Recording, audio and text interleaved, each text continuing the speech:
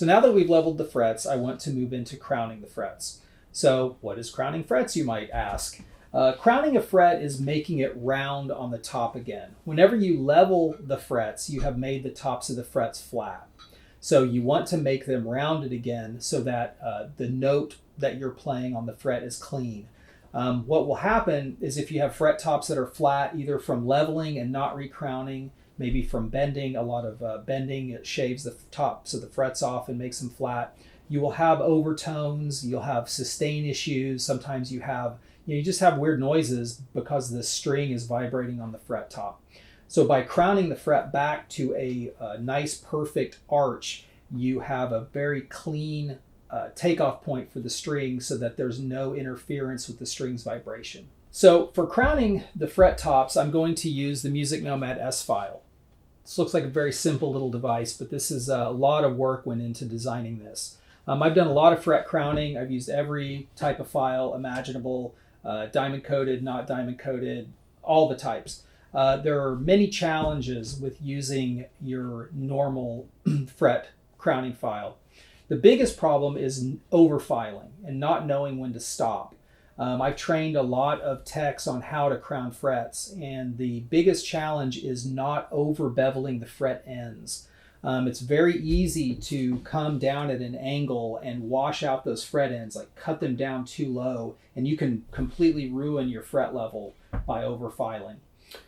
So that is one of the things that we wanted to try to minimize or eliminate with the S file. Another issue with other files, whether it's a triangle file, three-corner file, or some other files that file at an angle, is it's hard to keep a consistent fret profile across the fret. If you're using a triangle file, you're kind of bringing the fret crown up to a point in the center. Maybe you're taking the same amount of material off all the way across, maybe you're not. It's very hard to tell. There are some other files on the market that file to a point on the top of the fret, which initially is fine, but you have a very fine amount of metal that's supporting the string, and so the wear tends to be a little bit greater with a pointed fret profile. So a proper round profile, just like the frets came with from the factory, is the ideal. So with the S file, we have developed this so that it has the proper radius for exactly correct fret crowning. It has a safety strip in the middle that will stop the fret file from removing more material once it hits the top of the fret. So it makes it very difficult to do any overfiling because immediately the file starts skating on the top of the fret once you've hit the fret top. As opposed to files without that, you can just keep filing and filing and filing until you take the fret down to the fretboard. This is also, it's very ergonomic. It has a rubber cover that makes it really easy on your hand, and it's short on the backside, so you can file over a guitar without worrying about dinging the top of the guitar. Crowning on a Les Paul or an acoustic, you definitely have to be careful because you've got a lot of guitar top right around the extension, but I'll show you how to do that carefully. So the first step before we get to the crowning is to determine our fret width. So to do that, I'm going to use the fret width gauge on my fret gauge set. And I'll take this and I'm going to put this little notch right on the end of the handle. It says place over fret. And so I'm going to put this over the fret and I'm going to look and see, is it hitting the fretboard or is there a gap? And there is definitely a gap between the gauge and the fretboard. And what that means is that I have a wide fret. So it says right on the handle, if the gauge rests on fretboard, no, I have a wide fret. If it does, I have a narrow to medium. So now that I know that I have wide frets, I'm going to use the wide side of my S file to crown these frets. So, you got 22 frets here. Where do you start? What's the best thing? I just start at the first fret and just start crowning. So if you haven't used a crowning file before, the way that you use it is that you put the channel in the file over the fret. So you're going to rest that channel on top of the fret. And then you're just going to move the file back and forth across the fret. And what I'm doing is I'm raising and lowering my hand to follow the arc of the fret. So what I'll typically do is I'll file with it, my hand kind of up a little bit, then I'll start dropping my hand down till I'm filing on the other side. Now, the S-file has a safe zone, so you don't have to worry tremendously about where you're filing. But if you're just starting out with this, you might want to look at your fret top so you can see where the filing is happening, so you will have some idea of, are you filing the ends too much? Are you staying in the middle too long? Just so you get a feel of the file and kind of the arc that your hand needs to make to file the fret effectively. So if this is your first time crowning frets and you want to put a black marker on top so you have a little bit better visual, you can do that. But the beauty of the S-file is that you don't have to do that because it's going to stop whenever it's done filing. So I'm going to come in here on the fret and I'm going to put the channel right on the fret top. I'm going to start going back and forth across the fret.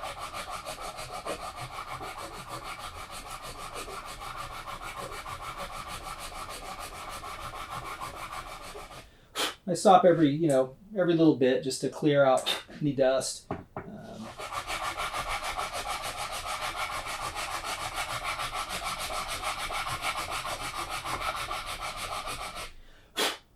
And I can just see by the line on top of the fret, I'm getting really close to being done on this fret.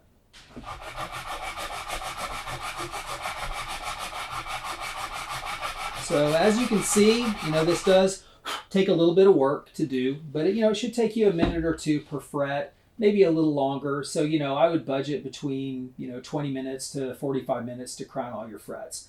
It is hand labor, so it's going to take you some time, but you'll come out of it with a good playing guitar. So now I can already feel that this file is skating on the fret top, so I know that I'm starting to hit the safe zone. So I'm almost done here. So now I'm going to just gently go across right there. There's no cutting, so now I'm going to come across the fret. I'm cutting a little bit on the high side. Now I can feel it starting to skate. So I'm just gently coming back and forth across the fret where it's skating.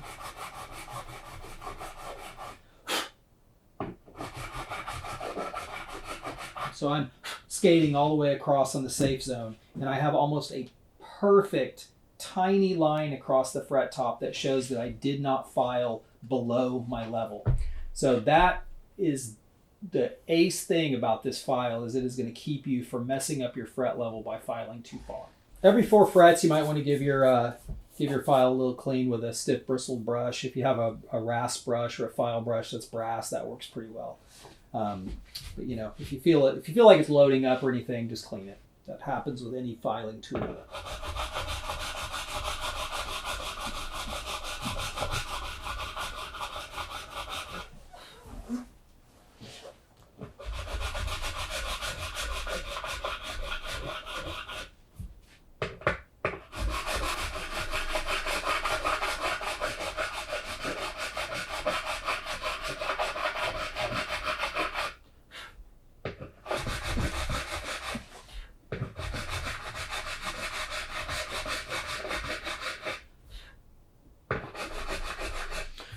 Now, another cool thing about the S-file that I'm not having to use for this is that with the curved end, you can spot level. If you have just one area that you've leveled, you can go ahead and go in with that little point, and you can just level a very definite spot.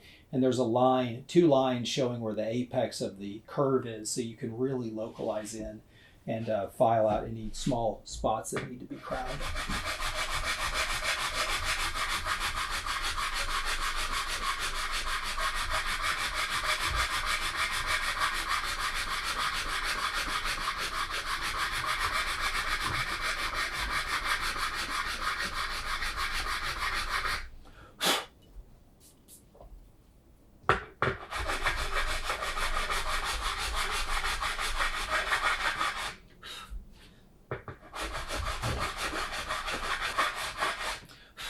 And whenever the safe zone hits the top of the fret, just be aware that it's not going to be silent. It's going to definitely, you'll feel the file stop cutting. And when you look at the top, you're going to have a line, but it may be, may not be shiny because some of the fret dust can get up on there and kind of, scratch that up. So, if you're expecting there to be just this crisp, shiny line, it might be a little bit obscured just by some scratches from the fret material, but you'll definitely feel that the file is not cutting anymore. And whenever you do the fret polishing, you're going to take out any imperfections in the fret top anyway. So just, you're really going by feel with the S file. Whenever you feel it skating on the top, you're done. And also the frets that were high are going to require a little bit more crowning because they're going to have a larger flat spot. So I'm at my 10th fret now, which was the one that was high, and so this one's going to take me a little longer than the 9th fret, just because there's more material to remove to make it round again.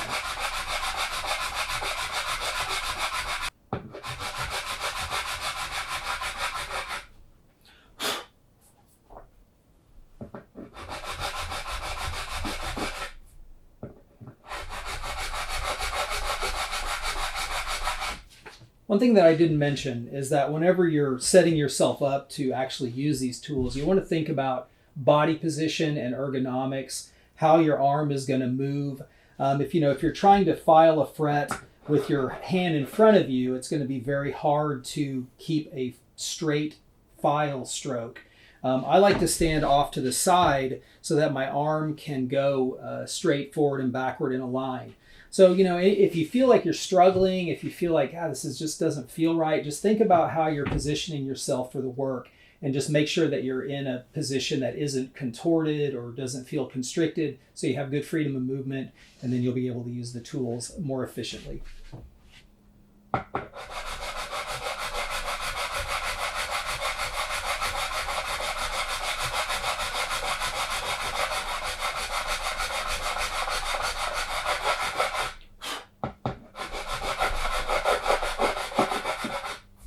So here, this is the last fret I'm going to be able to do that's not over the body. So all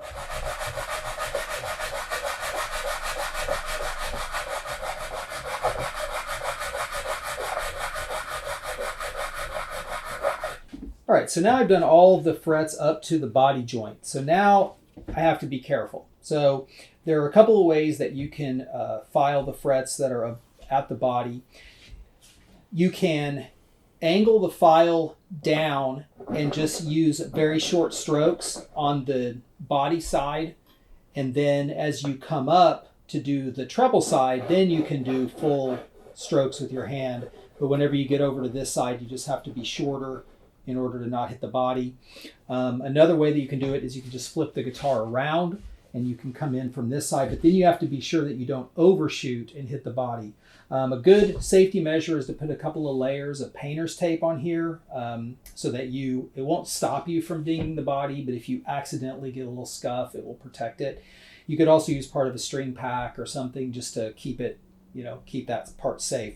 I'm just going to do it the way that I always do it, which is just from this side, and I'll just use the back end of the file on this side. That's one of the good parts of the ergonomic handle that's offset, is that I still have a good grip on the file, but I'm able to work with the back edge of the cutting portion so that I can have a lot of good options for how I want to hold it to get over these, any guitar that has body that's in the way of the frets.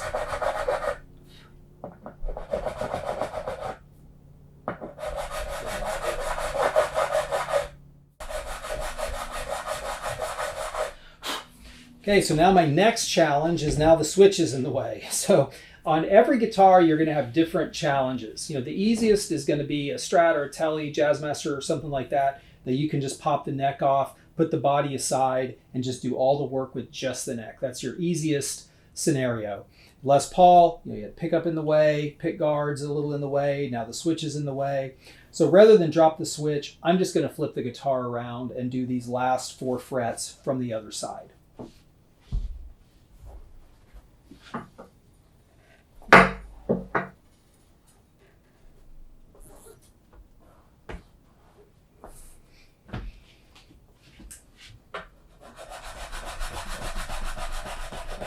Now I still have to be careful about the horn. I can't come down and hit that. I still have to be careful of the body. But now I should be able to do all this without having to remove the switch.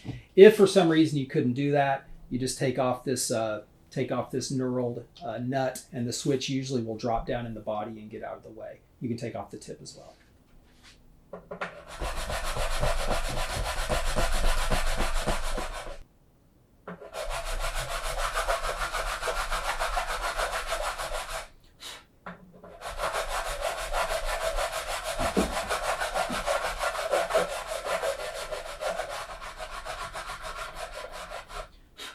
So when you're filing over the body, you're going to notice that you're going to have some fret dust that will land on the finish. Do not use a cloth to try to wipe that off. You can scratch your guitar's finish. The best tool for that is the MusicNomad 1 tool with the very fine brush on the end. You can just brush that right off and it's not going to hurt anything. So just as you're going, I mean, you could wait till the end. You're just going to have a little bit of dust here. You can just wipe that right off.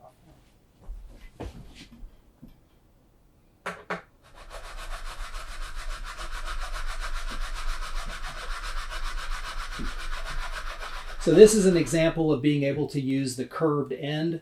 I'm able to lift the file up so I don't have to go all the way off and hit the switch.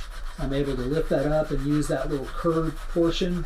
I can lift it up to get the bass side, and then I can drop the back of the file down and use the back half of the file for the treble side. Now I'm going to go ahead and take the switch tip off just because I don't think I'm going to hit the switch, but if I do, I certainly don't want to put a little ding on that switch tip.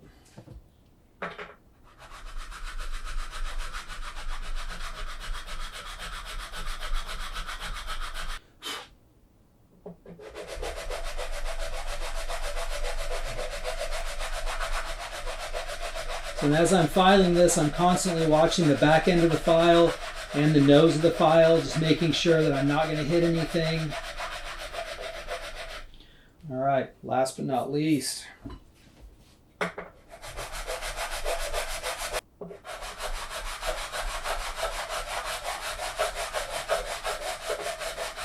there we go. All the frets are crowned, and now we're ready to move into the polishing process. You know, at this point, you can go back and you can look and just make sure that you didn't, miss a little spot. Sometimes it's easy to leave a little spot at the end. The file skated and you thought, oh, I'm completely done, but maybe there's just a little spot that you didn't quite catch.